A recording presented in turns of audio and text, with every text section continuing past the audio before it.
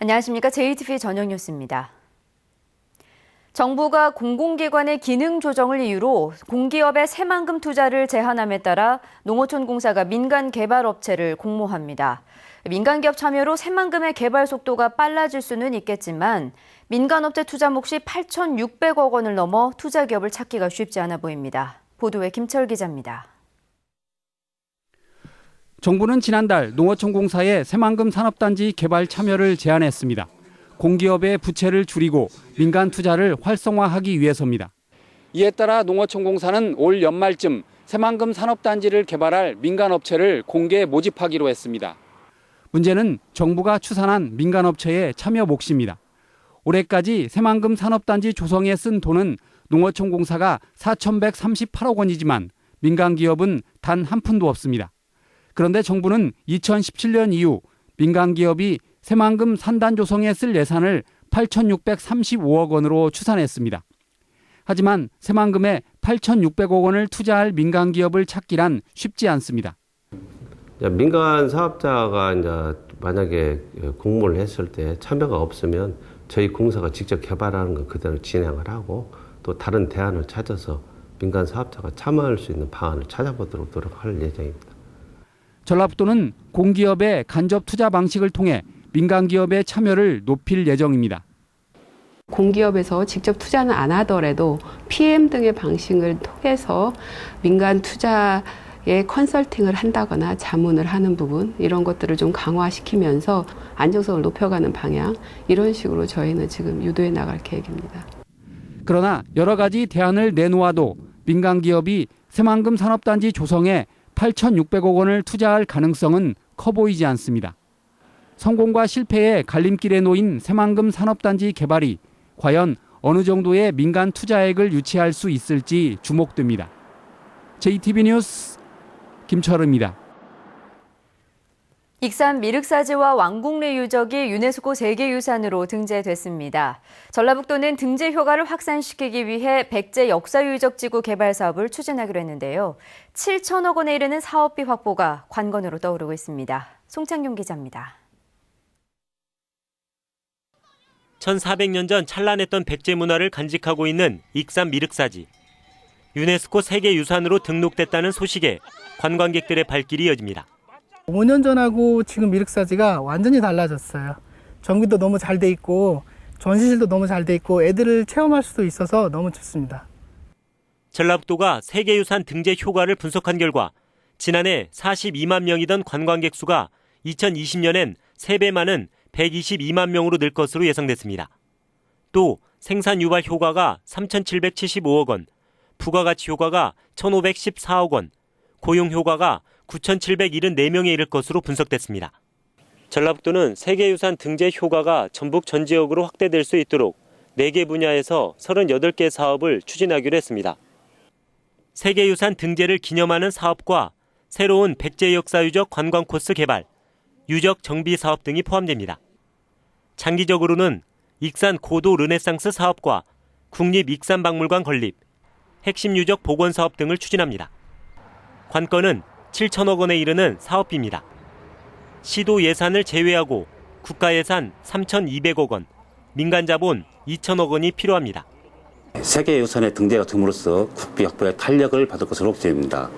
앞으로 전라북도 정치권 및 익산시와 협력해서 사업비 확보에 총력을 다하겠습니다. 익산 미륵사지와 왕궁리 유적이 세계유산으로 등재됐기 때문에 이제는 이들 유적을 그 가치에 걸맞는 세계적인 문화유산으로 만드는 작업이 중요해졌습니다. JTBC 뉴스 송창용입니다. 메르스 유행으로 감염병에 대한 관심이 높아지고 있는데요. 지난 5년간 감염병에 걸린 전북 학생이 크게 늘어난 것으로 나타났습니다. 하지만 방역 예산이나 보건교사 배치율은 개선되지 않아 대책 마련이 시급합니다. 조창현 기자입니다. 초등학교 현관에 마련된 손소독기에 학생들이 길게 줄을 섰습니다. 각 교실에도 세정제가 비치돼 시간 날 때마다 손을 씻고 있습니다. 메르스 발병 이후 발열 체크와 손소독은 학생들의 일상이 됐습니다.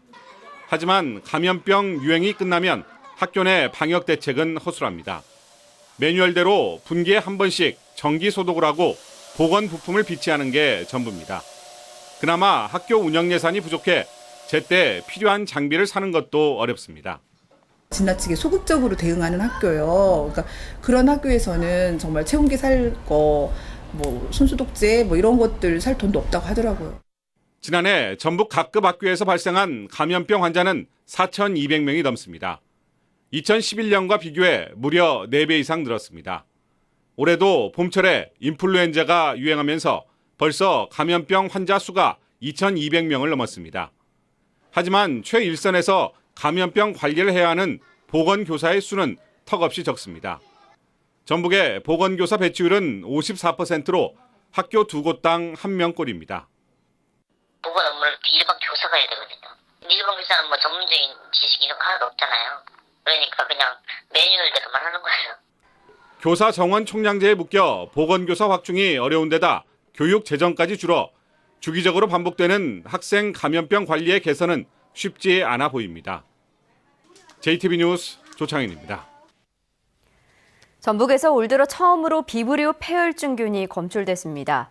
전라북도 보건환경연구원은 지난달 말 고창 바닷가에서 채취한 갯벌과 어패류에서 비브리오 폐혈증균이 나왔다고 밝혔습니다.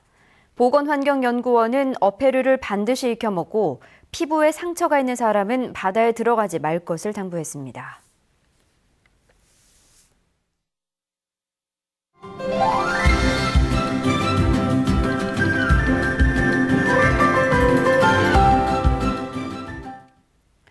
메르스 사태가 한 달 넘게 이어지면서 건강한 음식에 대한 관심이 높아지고 있는데요. 농촌진흥청이 추천하는 맛 좋고 몸에 좋은 음식들에 대해 소개해드립니다. 건강한 생활 정원익 기자입니다. 마늘은 강력한 살균 작용으로 외부 바이러스로부터 몸을 보호해줍니다.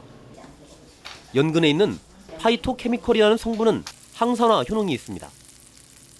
구운 마늘 연근조림은 가정에서 손쉽게 요리하고 면역력 효과까지 기대할 수 있는 음식입니다. 사포닌이 풍부한 도라지를 이용해 만든 도라지 차돌박이 샐러드, 면역력 효과가 높은 우엉과 당근 등을 넣어 만든 뿌리채소 영양밥, 몸속의 유해물질을 밖으로 빼내주는 폴리페놀과 퀘르세틴 성분이 풍부한 양파를 이용한 건조양파 삼색 나물 또한 면역력 증진에 도움이 됩니다.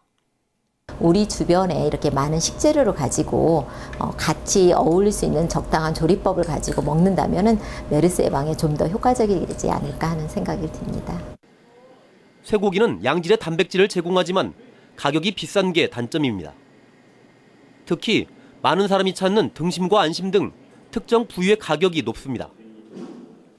상대적으로 질기다는 이유로 덜 찾는 목심과 설도, 우둔 등을 맛있게 먹는 방법은 숙성입니다.